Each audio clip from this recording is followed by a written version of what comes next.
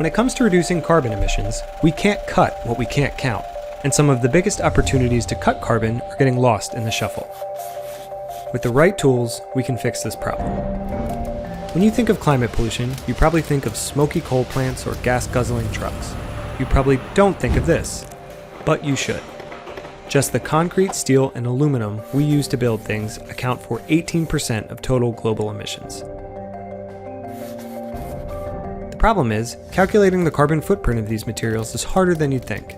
For one, it's difficult to keep track of a building's embodied carbon, or how much pollution was created to mine the raw ingredients, transport them, run the kiln or furnace to produce the building material, and then use it to construct a road or building.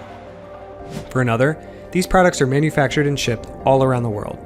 We need to make sure we're all counting the same way so we can accurately compare products and their impact on the environment. An Environmental Product Declaration, or EPD, can make this challenge less challenging. EPDs are reports that quantify the emissions generated by producing construction materials like concrete and steel. Similar to how nutrition labels disclose product information to allow consumers to make informed choices, EPDs allow a broad range of companies, including the materials manufacturers, building designers, and building owners themselves, to make decisions based on climate impact and not just cost. They're quickly gaining popularity in the construction industry. So if a major corporation is trying to reduce the carbon footprint of its buildings, it can require suppliers to submit EPDs to make sure it's using the cleanest materials available.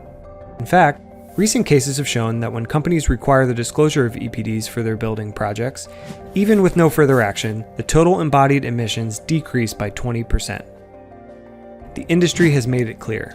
When presented with information about a product's environmental impact, buyers and designers are making the cleaner choice. It's not just the private sector either. Governments at the state and national levels are looking into EPDs as a way to assess embodied carbon in the products they purchase. In addition to the climate benefits, encouraging greater EPD use can be part of smart economic strategy. For instance, US-made steel is among the cleanest in the world, and EPDs make it more attractive to a growing number of sustainability-minded buyers. On the flip side, governments can use EPDs to see where their domestic industries stack up on average emissions and where to make necessary investments. Demand for low-carbon materials will only continue to accelerate, and the federal government needs to catch up to private industry in order to ensure American manufacturers and workers remain competitive in markets at home and around the world. With historic infrastructure investments on the horizon, Washington can advance climate goals and bolster domestic industry by providing more resources for manufacturers to take advantage of EPDs.